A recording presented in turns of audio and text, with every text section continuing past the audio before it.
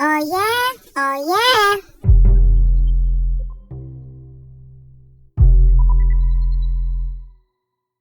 And you have now tuned in to the Social Night Owl podcast, the podcast at night.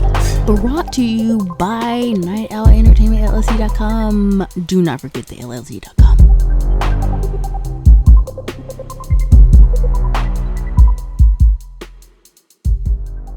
What's good, what's poppin', and what's gully, and welcome. It's your girl, Sophia, aka Soap, aka SoapBox Trash Boat. Sophia, coming to you from Studio 8930, where you can get all of your podcast and editing needs. I'm usually sitting here in the studio with my girl Pamzi Z, but she's off to work, y'all. She'll be on the next podcast. We're gonna figure out how to get her on here, y'all. We got some stories, we got some crazy stuff to tell you guys. You know what I mean? I really appreciate y'all for listening to my first podcast. You guys are awesome in every flipping freaking way, y'all. So growing up, moms wasn't crazy strict, but you know what I mean, she was like Caribbean strict or whatever. I guess that's crazy strict. And look, we would get whooped just for sitting on her bed. You know what I mean? We were and still is a no shoes in the house wearing. Wash the sink before and after you cook. Clean the sink with bleach after you clean the chicken. Don't touch nothing when cleaning the chicken. Don't even look at the kitchen. Coming in the house from playing, don't even look at the sink. I know you're not washing your hands in my kitchen sink. Like, we couldn't go outside with like wrinkly shirts or whatever, and we had to make sure like our hair was neat. She just wanted us to be all A1 and things like that. That's fine and cool. Like, it didn't make me upset growing up. I didn't hate the life that I was living, like, you know, back then or whatever. I was always getting in trouble for everything. Well, in my head, I was always getting in trouble for everything. I got in trouble for slouching in a family photo. Yeah, now that I think about it, bro, I was always getting in trouble because of me. My craziness. I was bad. I wasn't bad. Yeah, I was bad. Let me see. Yeah, bro, now that I think about it, I really gave my parents a hard time. Well, the slouching thing, I didn't want to be in the photo, and I didn't like the shirt I was wearing. It was a blouse, and I didn't like it. Backing up the van into the neighbor's garage. I used to fall out of trees. I jumped off of roofs into pools. You know. I broke into people's pools. I broke into neighbors' pools a lot. Oh, and I set the front yard on fire. It was actually not the front yard. It was the front yard. It wasn't the front yard. It was the neighbor's field next to them. My mom was at Walmart, and you know, one of the neighbors at the cul-de-sac actually met up with her and says, "Hey, Sophia's burning the neighborhood down." They can tell it way better than me, because I just remember seeing a plant, and my friend was like, "That is a plant that can't catch on fire." And I was like, "You want to bet?" Flick, flick. Whoosh. Yeah. The firefighters knew me. Police officers knew me. Yeah. Just to name a few. And that's where Sophia came. That's a nickname that my two younger siblings gave me. The school came and knocked on my mom's door and demanded I be put on Ritalin. I mean, what kid in the 90s wasn't on Ritalin? But my mom was just like, no. And she slammed the door in their face. So from then on, they taught me how to focus my energy on other things. Not to do so much things that can cause harm to myself or the neighbors. I enjoyed watching my dad work on his car. So the passion of fixing stuff and taking things apart and putting them back together started. My oldest brother taught me how to draw, and I was hooked. Love at first sight. Y'all remember that. Love at first sight. Paper, pencil, paints, clay. All of that grew into a passion to build anything that had structure. So tape players, stuff like that. I just wanted to see what made it tick, what made it go, what made it rewind, what made it fast forward. So I wanted to always see the inside of it. And how did you think of the design on the outside? So the passion for architect came when I went from zoology, marine biologist. I went from saving the animals, and then that grew into wanting to race cars, and then that grew into becoming an architect. So, and then I'm now an owner of whatever. My mom was focused on making sure our hair looked neat and tidy all the time.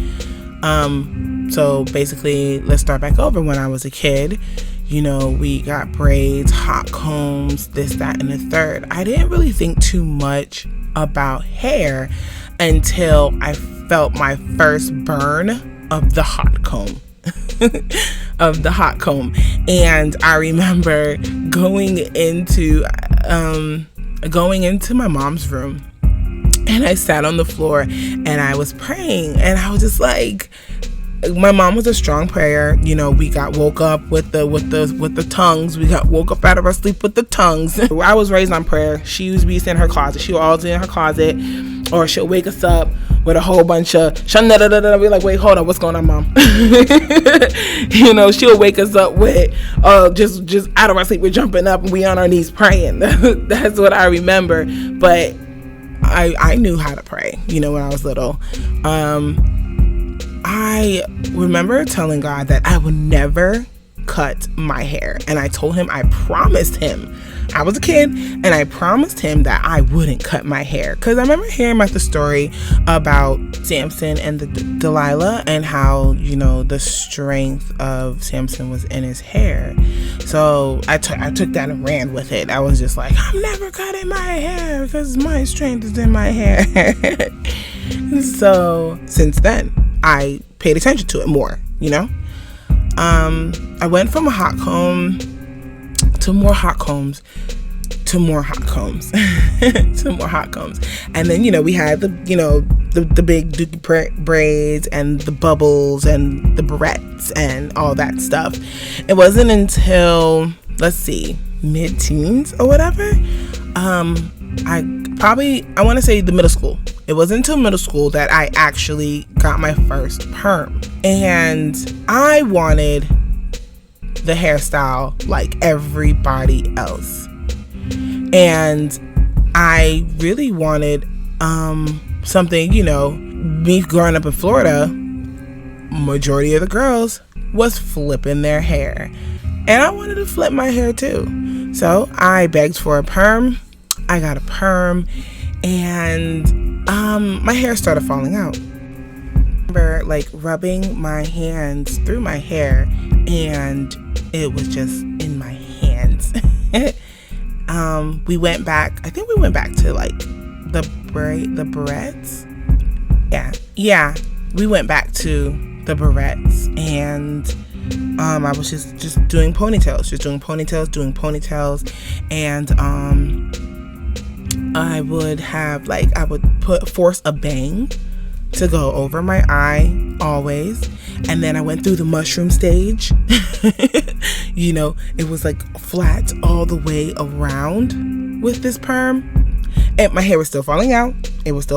So I'll put it in ponytails. And then when I feel it was okay, I didn't really understand about hair. My mom did the best, and I appreciate everything that she did at that point in time too. We bounced around from place to place until we moved to Georgia. And I remember my sister having to help out with our hair to go to school. And I didn't want my hair to look bad.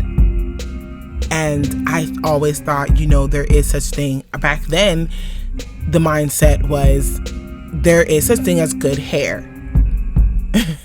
You have good hair. Now it's just like, what the heck is good hair? What does that mean? Just because your hair is straight and it flows in the wind, what the heck is good hair? But back then, you had good hair if you could run your fingers through it. It was good hair. So I remember my sister having to take over to help us with our hair to go to school. And I was jumping from high school to high school, high school to high school to high school to high school. I think the longest I probably stayed in a high school from this time was like, a week. And my sister did my hair. I went to school and I cried. I cried so hard because I had the one braid in the middle of my head. It's not my sister's fault. I love you, TT. I love you. But I was like, from then, I told myself, I'm going to do my own hair from now on. So I learned how to braid with weave. I remember going into high school, and I went into the bathroom because I didn't eat lunch with everyone else. I was in the bathroom, or I was in the hallway during lunchtime. I was very antisocial. I developed insecurity. I developed all that stuff. Depression, things like that growing up. And I always wore hoodies. I always wore long sleeves. You wouldn't see not a bit of skin on my body. None. And even though I did my own hair, I still hid it over the hoodie. I would get in trouble. She has her hoodie on with her head down. I didn't care. I was not taking that hoodie off for you or your peeps. So yeah, I remember going into the bathroom, and there was a group of girls in there, and they had some weave in their hand, and they were doing each other's hair, like finishing braiding their hair in the bathroom. And I was being a creeper, like looking over people's shoulders, like, what is going on in here? Like, how do you guys know how to do these things? Like, you guys are high schoolers.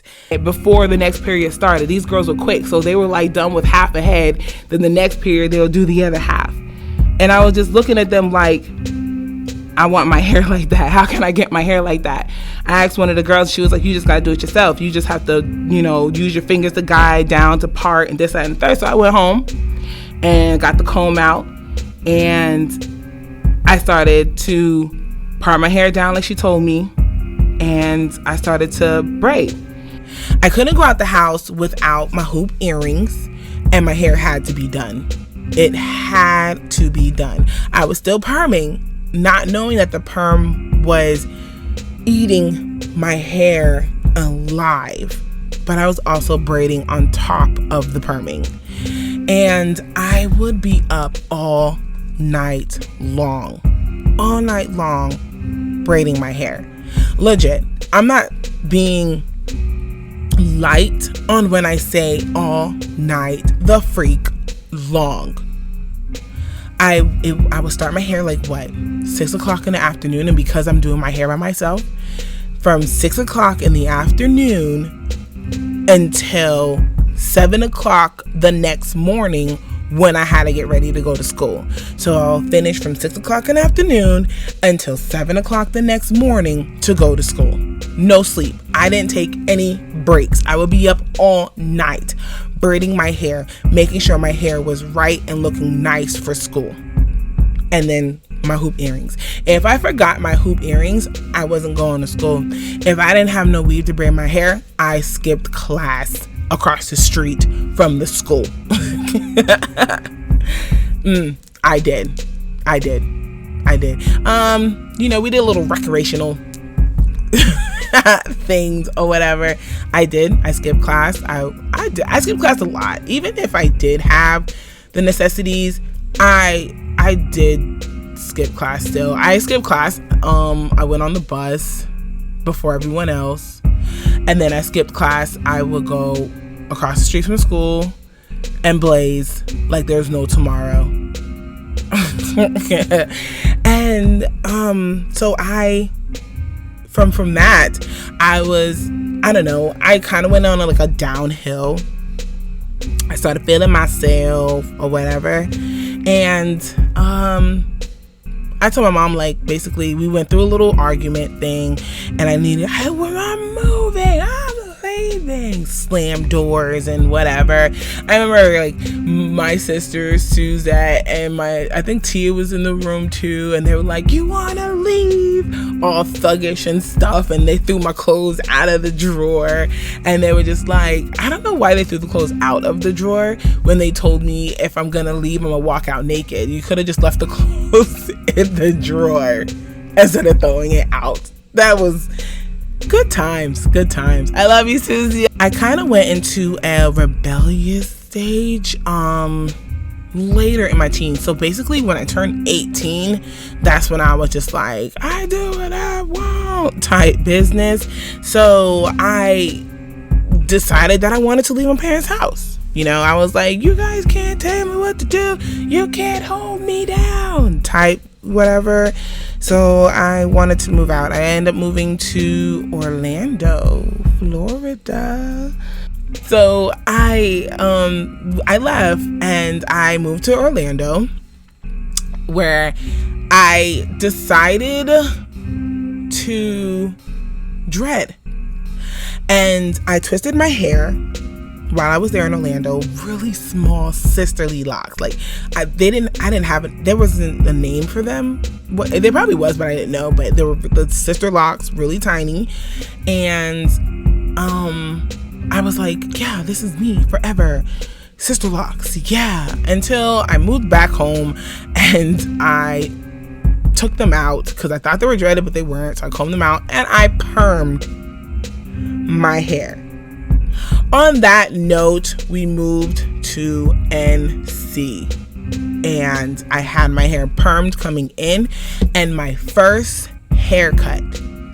Forgot that I prayed to Jesus and told him I was never going to cut my hair. I ended up cutting my hair, and it was on top of a perm. So I rocked a short hairstyle for a while, like a short cut, shaved in the back. I needed my hair shaved in the back because it was just falling out all the time still.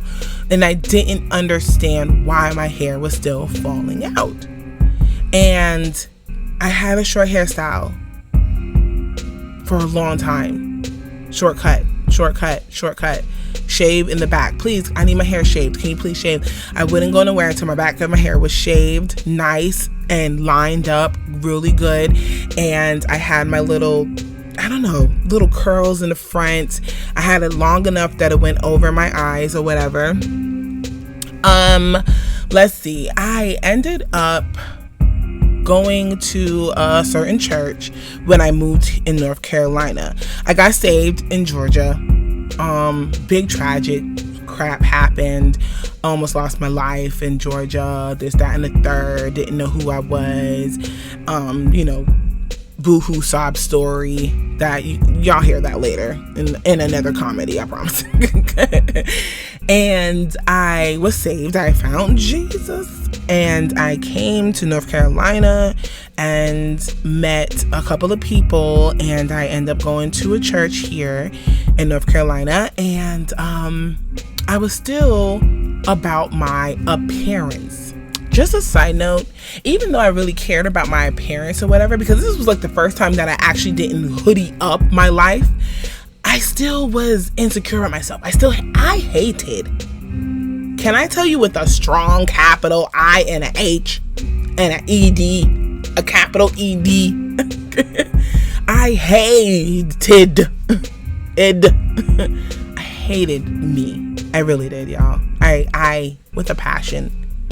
I think I hated me as much as if someone murdered someone's loved one. That's how much I hated myself. And I was legit killing myself very slowly with the hatred that I had for me, because it followed me everywhere I went. It doesn't really matter if someone's like, let me tell you, if you go through a tragic situation in your childhood, or if you just have a crazy past, like almost dying type past, and you start to feel some type of way about yourself, like maybe it's my fault, lifestyle. I don't care who comes to you and says, you're beautiful.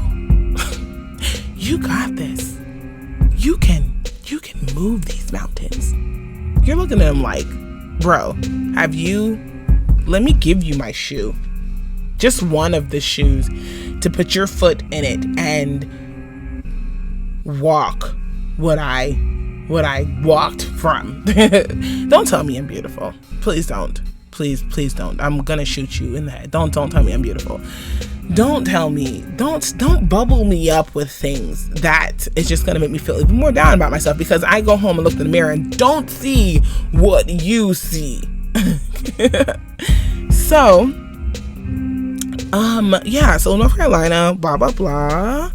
I was in a ministry, a church, and I joined.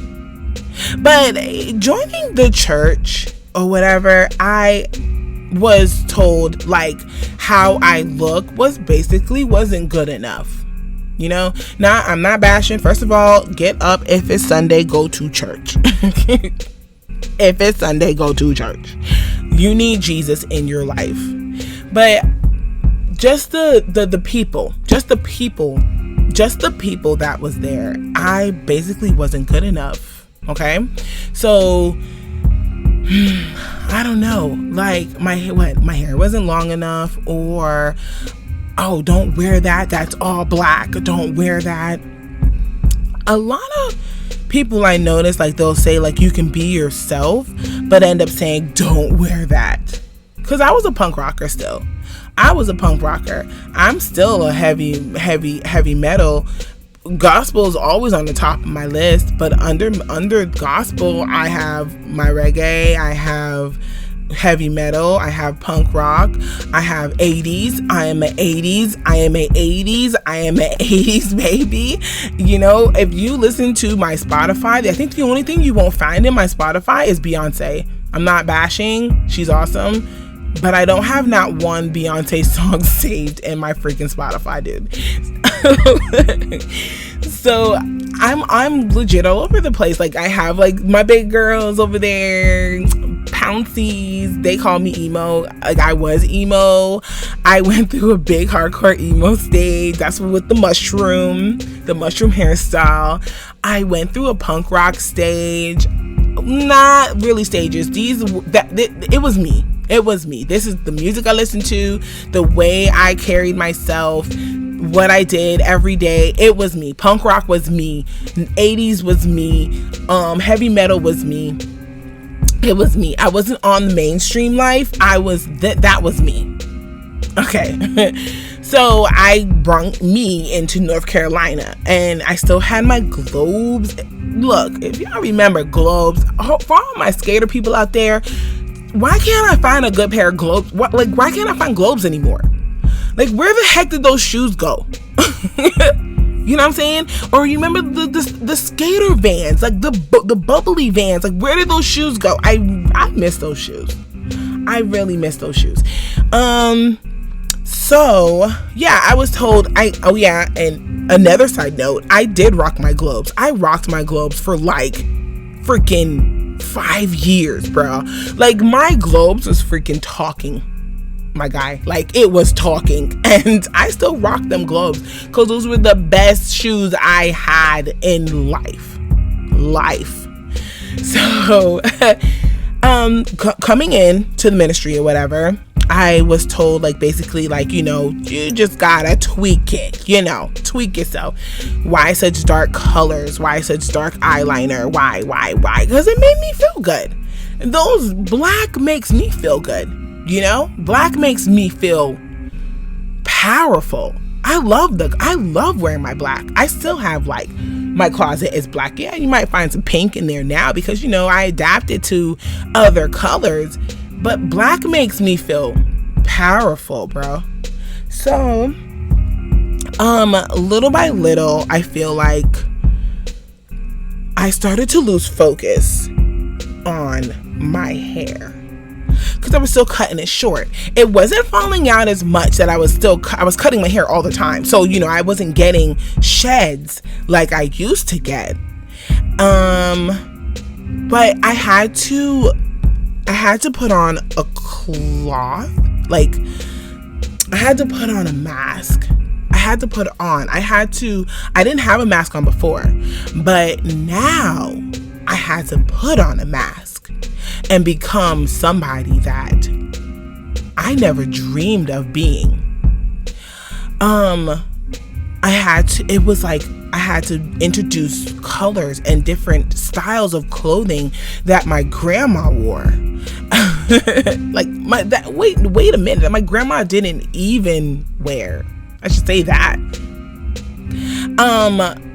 You know, my shoes. Like, if I'm gonna wear this dress, I can't wear my globes. It's kind of weird. And I didn't show my legs. I never showed my legs. Well, in Georgia, when I was going through my little freaknik stage, I did show a lot of leg. But when I moved, I kind of went backwards a little bit. But it was still me. It was still me, guys.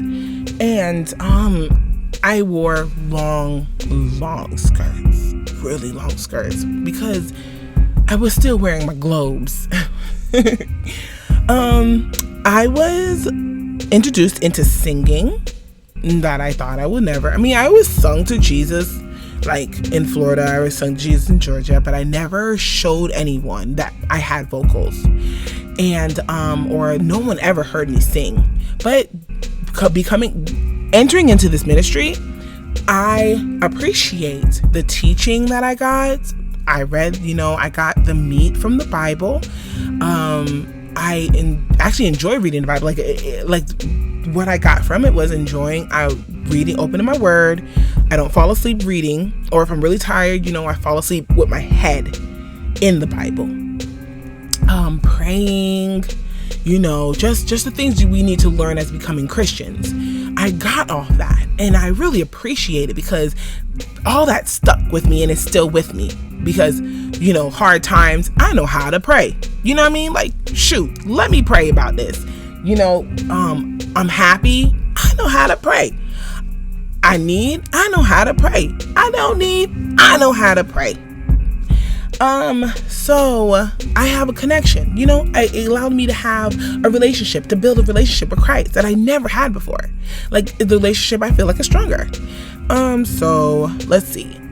Clothing. It went to clothing. And I wasn't really paying attention to my hair still. And then I had to switch up on the shoes. I never wore heels a day in my life at this moment. Mind you, I am like, 20 years old? Or 21? And I haven't wore heels until I had to wear heels. And I'm just like, I hate it. I started to hate myself even more. Because when I get hot. I get hot, guys. I get hot really quick. And at this moment, I'm getting hotter because I'm having all of these layers because I hate how my body looks. So I'm layering myself because these clothing that I'm wearing is kind of sucking on me a little bit. I'm used to the baggy stuff. And now it's sucking on me to where I can see, wait a minute, when these rolls get here, these hot pockets. And I was just like, I don't know. I don't know about this. But I'm so into it, and I'm so interested in learning more about who Christ is. I stick with it. And so I said, well, let me wear this mask. Let me just do it. Let me just wear this mask. Still forgetting about my hair. And I got married. It was just like, boom, boom, boom. Life. You're 20, boom, life. Wait, I didn't, 21? Well, I can't say that I haven't drunk because I am a recovering alcoholic, and I'm just gonna say this. I was drinking at a young age. I mean, turned up. I used to turn up absolute vodka to the dome. I don't think anybody, no older person who is that was legally able to drink could outdrink me, who was illegal.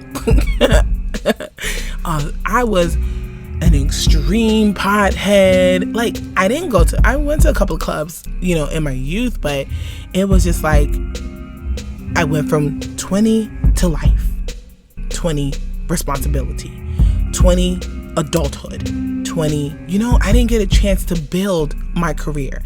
I didn't get a chance to build my mindset. I didn't get a chance to build, because, I still had that passion to wanting to break stuff down and build them up.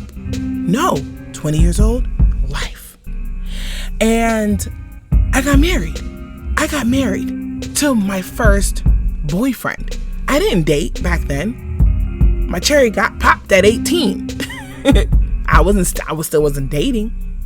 I was freaking. Let me tell y'all, that was my jam. But that was my first boyfriend. I got married, and we only knew each other for 6-7 months.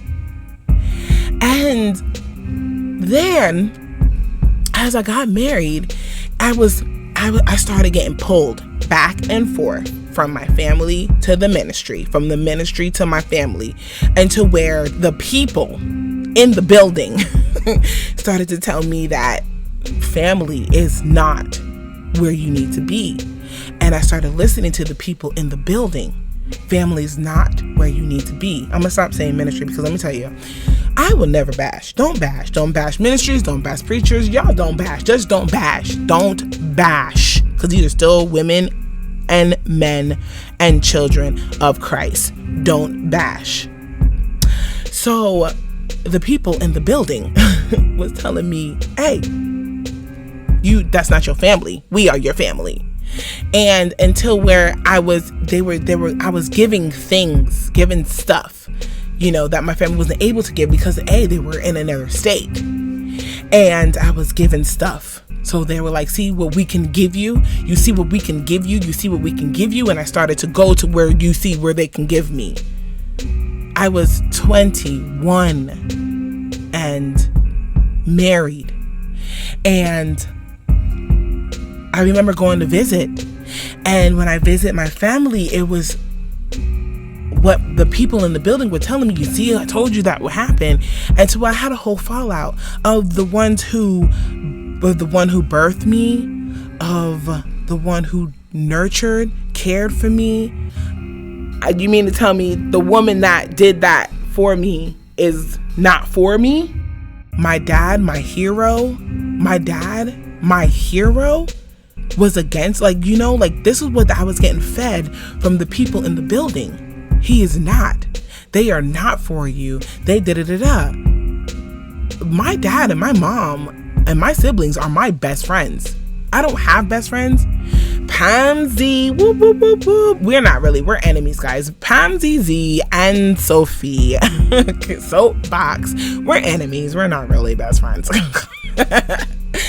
But those are who I had to turn away from, what I knew and what I was familiar with and what gave me hope, my family. So we did it. Why? Because I was after something. I was seeking. I was yearning and looking for something. I still didn't know who I was, guys. I didn't know who the freak I was. At this point, I did it. I left my family. A big fallout with my family, and went to the people in the building, and my husband was one of those people in the building. After I got pregnant, it was I got more rejected from my husband, my ex-husband now, but my husband. I got more rejected from him. And I always ask, did I gain too much weight? What is it? Oh, nothing. But he'll be more distant. He was more distant then when I got pregnant than when we first got married. And I started to lean more on the image that, the group wanted me to have. Because I was like, well, I can't have him look at another female or yearn for another female. So I'm gonna go ahead and, do what they want me to do. So that caused a lot of weight and pressure on my shoulders. But at the end of the day, I still had what made me happy. I'm pregnant, yeah, of course, my kids, but also what I feel more confident in myself when I look in the mirror and I see my hair. Or just the little things about my teeth or my eyes. Those make me happy, because it's like I did gain because of the pregnancy, and I'm no longer the person when I first came to North Carolina. To keep the image, to keep my husband, to keep my sanity, I was with these people. I knew where I needed to go, and I needed someone to actually teach me the word of God. Still forgetting about my hair. Only did the minimum of it because I had to do a lot of jobs. I ended up singing. I ended up ushering. I ended up catering. I ended up following, just the things that you're supposed to do when you're really 100% dedicated into the ministry. And I did it for the people in the building. And I started to forget about myself until I was nothing to me. I was a dot, a speck, not even worthy to be called a speck. I started hating myself even the more. If I couldn't hate myself then, more then, I hated myself more now. Not now, but then now. Back then now. To where, yeah, I was a cutter. I was a fire, a burner. What else? I used to beat on my heart. I used to punch my thighs, and my anxiety has never been that high in ever. The depression got worse. And I wish somebody would call me beautiful right then and there. I swear I would have punched them in their face. Stop talking to me. I hated myself, guys. I hated myself. Let me tell you, don't turn from who fed you. Because when you go over to the greener grass, I promise there's dirt clumps and there's dead grass over there. Make sure it's in God's will of what you're supposed to do. And like I said, I don't regret, because now I'm able to help those who fell into a state of depression like I was in, a crazy anxiety attack that I always had. I'm able to help. That's why I don't regret any decision that I ever made. I don't regret it. I don't regret going places that I wasn't supposed to go, because God pulled me out, and now I can help those who fall in the same area. I live to serve. I have to serve. It pleases me to serve. So I got tugged over to the people in the building, and I'm fighting me. I'm fighting my demons. I'm fighting my husband. I'm fighting, trying to keep my sanity and forgetting about my hair. Until I got pregnant, and my firstborn, my lovely, the kid, took all the nutrients out of me. My teeth, the enamel, he broke it. He took it. The strength of my hair, he took it. My complexion, he took it. And I remember sitting in a service one day, and my husband at the time tapped me on my shoulder, and he was like, "Hey, you got a bald spot in the middle of your head." I was like, "Huh?" I felt my head. My hair was gone. It was scalp, guys. It was scalp. I don't as I walk out the house, I make sure that I don't leave the house with hoop earrings and my eyeliner, and my hair was done. I walked out the house and my hair wasn't done. I had a bald spot in the middle of my head. 22 years old. And I said, comb it over. So he had to try to find a way to, he didn't have no comb. He had to take his hands and comb over my hair to go over the bald spot that was in the middle of my head. And can I tell you, I hated being embarrassed. And my ex-husband, he was a jokester, so where he would make fun of me in front of people. So he'll be like, oh, she pooed it. You know what I mean? Like, I hated being embarrassed. And the clown that used to be in me when I was growing up, it left when I went to the group of people in the building. It left. I hated joking around. I hated playing around. I hated it because it always fell back on me.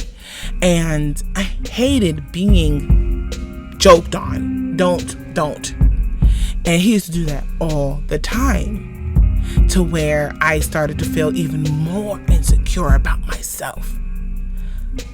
That in my mind was saying, hey, your husband don't even love you, bro. He don't even find you beautiful. He's just in it because he has to be. You know? So when I realized that, I started connecting back. I connected back with my family at a certain time. It was like, 25. I already had my second kid, Mr. O'Malley. And I was already, in with my family. But we were still it was still like tension there, because they didn't care for, I'm not gonna say they didn't like, they don't hate nobody, but they didn't care for my ex-husband. They didn't care for him. They saw what other people didn't see, look, I was going around with a fake smile on my face for 10 years. 10 years, 9 years, whatever you want to call it. 10 years, 11 years. We've been married for like 11 years. And for the whole 20s, my whole entire 20s, I had the fakest smile on my face. The fakest smile on my face. I mean, you guys look so happy. Yeah, we are. Whatever. So I started to braid my hair. I started to braid my hair until I was told, get them twigs out of your head. Why you got them twigs in your head? Well, my hair's falling out. Get a perm. I can't take perms. Everybody can take. Okay. I got a perm. I'm bald now. I'm bald. What the heck is happening? I was like, okay, we gotta please the people. We have to please the people. We gotta please them. So I was getting my hair done, sewn in. I got my hair sewn in first time, and I asked her to sew it in, with the beehive. And oh my gosh, it was the worst hairstyle I ever had. It was so bad. I took it out the next day. I paid almost $200 to get it done. I took it out the next day. I took it out. It was like I just took a pack of hair and sat it on my head. But let me tell you, it was horrible. It was horrible, bro. It was horrible. Let's see, yo. I didn't know what else to do till I started to do my own hair. And I always wanted to go, dread. I always wanted to go back dreading, and ever since my braids were called twigs, I was like, what's gonna happen if I dreaded my hair? They're not gonna like it. So I ended up doing sew-ins, and the sew-in started to rip my edges out. Funnies. I ain't got no edges, y'all. She ain't got no edges, y'all. I didn't have any edges, y'all. the sewing started to rip out my edges because I was doing it so tight. From the sewings, that I was beautiful then, from quote unquote the people in the building. I was gorgeous, and yeah, some more people in the building came to, because we always had different people visiting the building. I was gorgeous because it was black. Oh, why don't you add some color? Wait, that's too much color. Okay. Let's please the people. That's too much color. Okay, fine. So let's see. She has curls. They have curls. Let's do this. Let's do crochet. Oh, that's cute. Those curls are a little too big. Oh, that is too much hair. This is what the people in the building were saying. And then I said, I'm tired of this. I got my first lace front, I think it was. And I remember looking at my kids really and how happy they were. And we were moving from place to place. We were never stable. And so we had to actually end up living with my she's still my mom. Grandma Shorty is still my mom. But my ex-husband's mom, and we were staying with her. And I want to say, from when I had O'Malley, it was really my Grandma Shorty, my kid's grandmother, who placed in my head that, look, you're gonna have rough times, you're gonna have down times, and you can be stuck in these times for years at end. But God has not let up his hand off of you. Can I tell y'all, I was so stressed out. Not knowing anybody in places unfamiliar. I was so stressed out. And if I wanted to be spontaneous and outrageous and just me, I was shut down, because that's not what we do for the people in the building. And it took my family, it took my mom, it took my brothers, it took my sisters to pull me back to reality. And then I was like, I started to do for myself little by little. Let me tell you, I wanted to go back natural, and I did.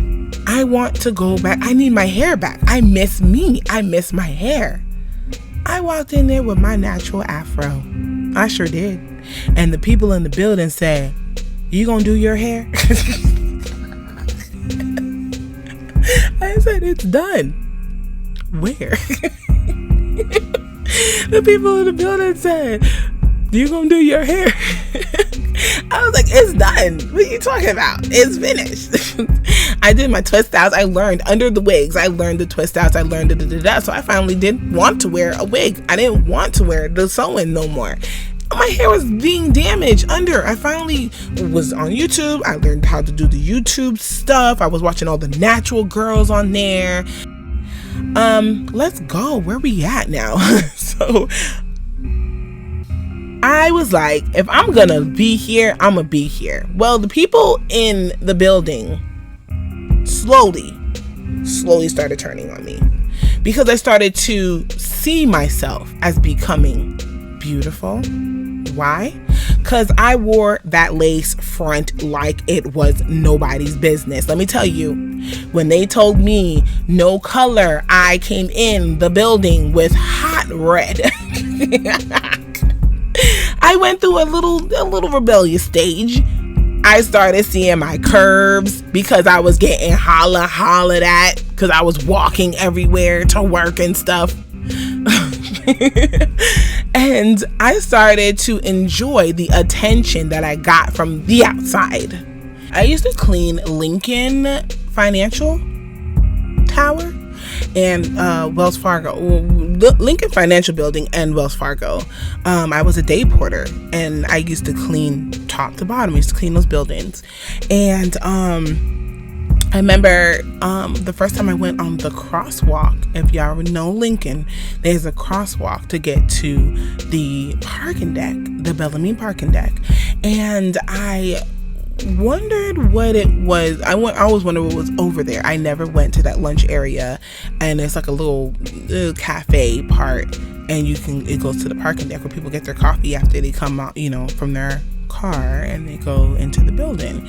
I never went on that crosswalk until I was told to go and do the trash on the parking deck. I was like, how do I get over there? The crosswalk. I was like, oh, this is about to happen. I wore my wigs in church, and outside of church, I was natural. I'm still natural, but outside of church, I didn't wear wigs at all. Everyone, oh my gosh, I got so much compliments because I dyed that joker red. And my hair was so voluptuous. Yeah, I keep talking about my hair because let me tell you, oh my gosh, I low-key kind of miss my Afro days. I never had so much hair in my head. And so I was like, I went over there and I said, wow. I took the elevator up. I was like, what place is this? It's a parking deck. And it felt like Disney World to me. Like I said, nobody was going to take that from me. I was tired of going through. I was tired of not being loved. I was tired of hating myself. And I was tired of not listening to God. And from me saying not listening to God, they would say, no, this is what God said. No, he didn't. No, he really didn't. One big thing happened when I had to leave and go to Georgia for my sister. My sister was pregnant, and she fell down the stairs because she's dealing with thyroid issues and seizures, and she just has a lot of medical things going on with her. And she was pregnant. She fell down the stairs. I got a phone call, and I had to go to her. To back up some, for one of my first trips when I had to leave, my grandmother passed away and I had to go to Florida. I got in trouble for going to Florida, but it was covered up like, just don't do it again. Just don't leave again. So when my sister fell, I had to go. Someone had to take care of her. My mom, she couldn't take off of work from Boston or whatever. So I had to go. I went down there, and I didn't get no phone call. I text and said I made it safe down here. I didn't get no texts back. I got only got one phone call. I think one of the church members called me for me to listen to service because my sister couldn't go to church, so I needed to hear church somewhere. So they called me secretly so I can hear service. It was New Year's. It was the New Year's, and I got to count down on the phone without nobody knowing I was on the phone. And when I got back, like I said, I held many hats. I sung, and I followed and all that other stuff, and I ushered and this, that, and the third, and I was not allowed to sing. I was told to sit down. So I caught an attitude because singing was what I did for that was my pleasure. Like I did that for Jesus. I didn't do that for nobody. I caught a huge attitude, and I said, Lord, please don't strike me down, me sitting in here in this church. And I got like attitude on my brain because I promised I wanted to blow everybody up at that moment. I couldn't sing. I wasn't able to sing. And that's when I realized that sometimes you're introduced to certain things for a reason, and you're in certain positions for a reason. You are given a gift to bless other people with. You're given tools to help build someone else's home. Your home, fix your home, build. You have the skills to do for other people. And I had to learn that through blood, sweat, tears, crying. And when I did, everything started changing. When I started to love who I was then, like at that moment, I said, I love me. That's when the enemy said, okay, we're just going to turn it up. We're going to turn it up hardcore. And I got people, they turned their backs on me, and I was no good. And I guess the love of that my ex-husband, he had for me left, because someone else came and started giving him stuff that I couldn't give him, I guess. But at the end of the day, it was fine, because I was used to going through these things. I was used to going through tragic and hatred again from other people. So it was nothing but another chapter. It was nothing but another chapter. But at the end of the day, I still had my hair. I started to dread. When I started to dread, I was dreading under my wigs until now. 3 years in, they're all the way down my back. I keep up with my hair. I told myself I'm not cutting it for nobody. I'm not changing it for nobody. And I was serious about that thing. And I made sure, like, I did my wigs like everyone thought it was like mine. I would style it early in the morning before work, and I would style it again before church. I put up with the sweat and the heat and all that stuff under these wigs. It was fine. In the process of all of that happening, my decision to leave the people in the building, I left. There was a big fallout, big throw up session. It was horrible. And I bounced because I was tired of wearing that mask. I threw my mask in the trash, and when I threw it in the trash, everyone was like, we don't know this person anymore. Get her out of here. I want my sofa back. I was like, what the frick are y'all talking about? I was wearing a mask. The mask that you guys presented to me, the people in the building. Anyways, I was already gone from the group, from the ministry. I was already gone, and I started working at Walmart, and it was a whole new scene. It was a third shift. And the people there was phenomenal. I met my other me, my Pamela Z. I met her there. And that is a friendship story. That is another podcast on that right there, Walmart. And I met her there, and it was, I don't know. We started chilling. We started hanging out together. And I was able to find who I was. I would have the car prayers. You know, those car prayers where you're in your vehicle driving home. Those are dangerous prayers. Those because you all in the vehicle. You know what I mean? The shower prayers. You know, those are your closets. Those. So I knew about chilling in the car, because that was my break. If I needed to get away, I was in my car. I remember my ex-husband used to come outside like, what you doing? I'm in the car. I'm okay. This is my time. I'm in the car. You know, I chilled in my truck with her, and we listened to music until sun up. And I remembered that those are the days of my hair braiding before school. No sleep. I started my hair, 8 o'clock, and didn't finish until the morning of school, to where I had to get dressed, take a shower, get dressed, and go straight to school. No sleep. And I had more energy sitting in that truck, even seeing the sun rise, than I ever did on any other day. Sitting in a truck turned into chilling downtown. As soon as work is out, we go downtown Greensboro, go to the park, just start walking, start talking. It was like, 2 o'clock in the morning? Because we got out of work at 1. So I think it was like around 2 o'clock in the morning.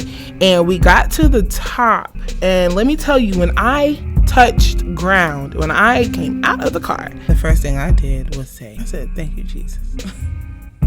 The stars, guys. The stars and the moon. I am an owl. Nighttime is my time. The moon, I am a wolf owl. Nighttime is my time, hence the business name.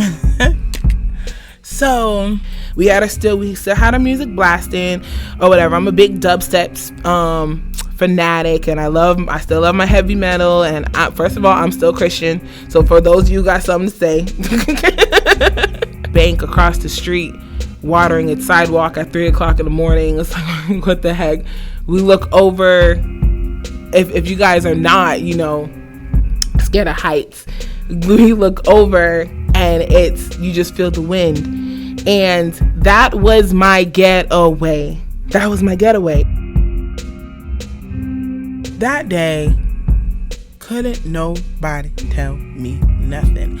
I found my peace. Granted, I still was going through the stress. Why? Because I was getting divorced. He found someone else. I found me somebody. We just went our separate ways, guys. And for the first time when I was up there on that deck, I could breathe. You guys. I could breathe. And I am happy for the decisions that was made. I would never be in this state of mind that I'm in today. I would never be in this business that I got going on, y'all. Y'all make sure y'all check out Night Out Entertainment, LLC.com. Don't forget the LLC.com. Anyways, yeah. I want you guys to keep your heads up. Keep your head up, y'all.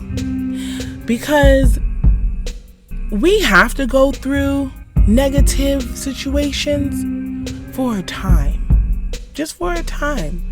And what we seem, it'll feel like a million years. Or, it's really a short period of time. And that's how Night Owl really became what it is now, was that moment of peace when you're up high and it's night and you got stars and you don't have any noise but your music. You don't have no one fussing at you. You don't got nobody lying to you. You don't have no one hurting you. You don't have nobody. You forget all of that. Find your moment, guys. Find your place of peace. Whether it's on a rooftop, whether it's on a deck, whether it's in your car, whether it's in your shower, you find your moment of peace to where you can get away and you can find yourself. You can speak to yourself. You're not crazy. You just don't answer back. But you can speak to yourself. You know what I mean? You can have that moment with yourself.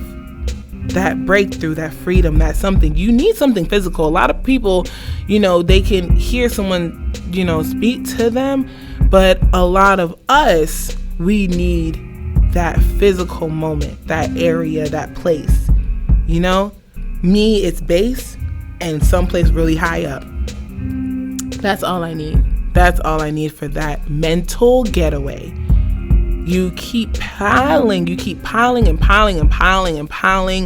these issues and the stress iriums, whatever it is. Piling, you're going to break. I'm gonna say it just like my hair, that rooftop, I ain't gonna let nobody take it from me. They tried to block it off during COVID, but I found a way up there. Like, I'm still up there. I remember we used to have the car meets up there too. They blocked us off from that. I promise y'all, go up them steps, go up them 8 flights of steps just to find my peace. I'm just saying, you guys are awesome. I just want y'all to have an open mind about different things, and don't see something and be like, I ain't gonna, and that ain't for me. Well, you're gonna always be in that situation that you're in. I met somebody,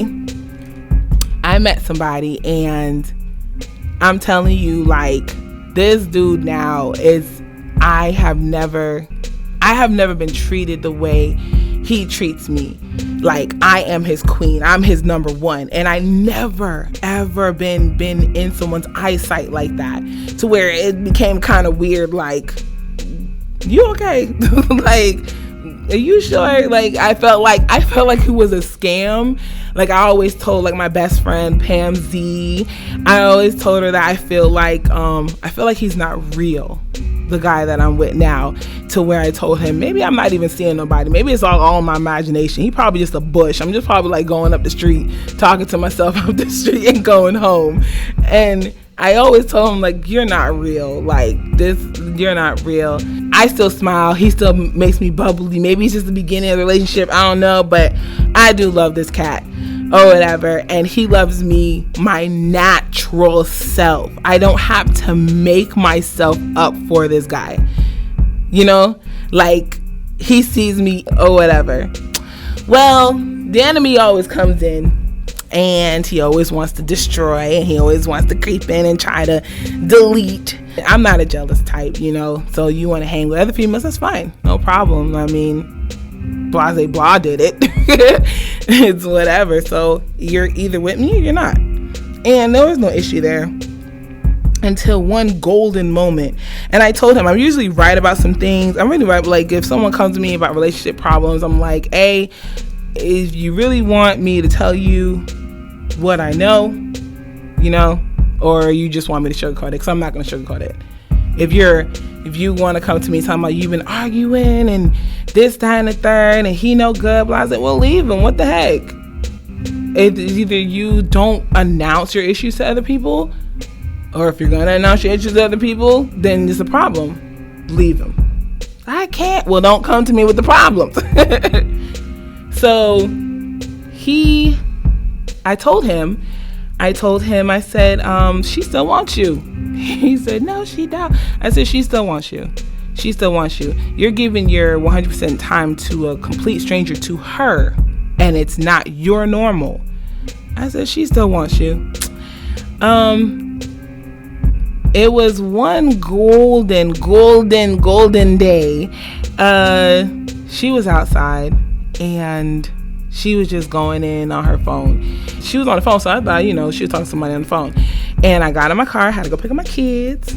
I got in my car and I drove up the street. And I promise you, it felt like she was sitting right next to me in the passenger seat as I was driving. I heard her buck loud. I pulled that car in reverse so fast, I thought I messed up my whole car. I pulled it in reverse so fast, I got out the car and I blinked.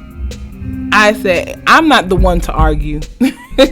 I'm not the one. Don't you want to argue? I'm not the one to I don't argue. I don't. If you ready, I'm ready. And I blinked. All I know is I got bruises on my arm from him trying to pull me back. I can remember me calling dispatch with one hand, and I'm sitting there throwing bowls with another hand, and I'm calling one of my sisters, and I'm calling my best friend, and I'm still hitting her. And at the end of the fight, they had to tell me what happened. And I was like, huh? Like, I blacked out. I just seen red. And I give her that, because I feel like that's the only thing that she got, was that one piece of dread. But as much as I was so protective of me and losing my hair, telling the world again, over and over again, I ain't gonna the situation that I'm in today and the world that I'm in today, just the mindset I'm in today, I could care less. I'm happy regardless. I'm more above than I have ever been. And yes, I'm gonna be a diva about it. I'm gonna be big-headed about it because I've been through something. I've been through so much and I feel good. You can take away everything from me at this moment. I feel good. I don't know. I just love where I am. I love where I am right now. And it can only go higher from here. I understand that we're going to go through. I understand I'm going to go through like a whole bunch more. I understand there's more obstacles. But I'm living the moment. I'm living the same. It can get better. It only can get better from here. You know? I'm happy. I am truly happy. I'm happy with my mans. Y'all gotta understand, for someone to sit there and be with you and he changed for me. I'm not his normal person that he dates. You know? I'm living my fantasy. I'm living my fairy tale. And I am not ashamed to express how happy I am. And if I did have the end message or whatever, it is, I'm gonna say, yeah, love the skin, love who you are. And I know for all of the ones who've been hurt in their past, deep hurt, you're wearing your scars, don't cover them up. Don't cover them. Don't ever cover your battle scars up. Don't cover them up, because you're not that scar. But at the end of the day, you are, and it healed. Did it not?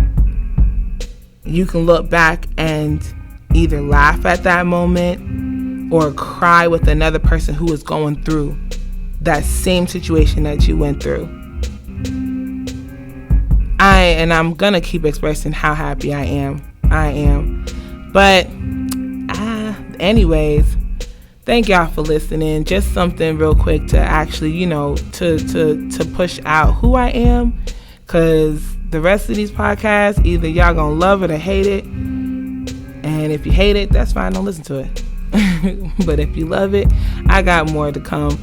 I want to thank Brandon Smith so much for allowing me to use his studio 8930. Y'all check him out. Y'all make sure y'all like, follow, and share everything of Studio 8930, where you can get all of your editing and your podcast needs. You guys, check him out. Check his Facebook out, y'all.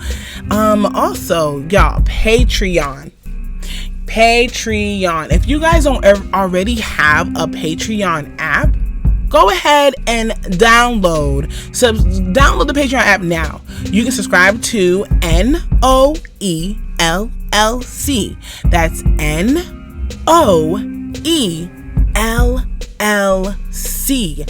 on the Patreon app. Subscribe to us. We have our memberships posted up already on there. I had a couple of people come to me telling me that how they can subscribe. This is how to become a member. This is how on Patreon, guys. Go on Patreon, find us, click one of the tiers or whatever, and you got it. Subscribe to our monthly. We have $5, I think, $10, $20 on there. Whatever suits you, you follow. Or even if you guys just want to support us, become a member or support us, Patreon, my guy. Patreon. Discord is coming soon, I promise. Everyone's asking about our Discord. Discord's coming soon. Give me some time. We just starting to come up. We're in your ear every Saturday at 6 p.m. wherever you podcast. Listening on YouTube, check out the description box. Everything else, jump to the Night Owl website, y'all. Just jump over there to the Night Owl website, nightowlentertainmentllc.com. Thank you for listening, lovies. Dream big, live strong, and keep him the head of your life. Once again, make sure you hit up nightowlentertainmentllc.com, the Smoke Factory, the Social Night Owl, the Gaming Trash Channel. Check out the calendars for both Smoke Factory and the Social Night Owl. Gaming content is thrown up randomly on the website. Y'all, thank you so much. Follow us for all the links. Bye bye, y'all.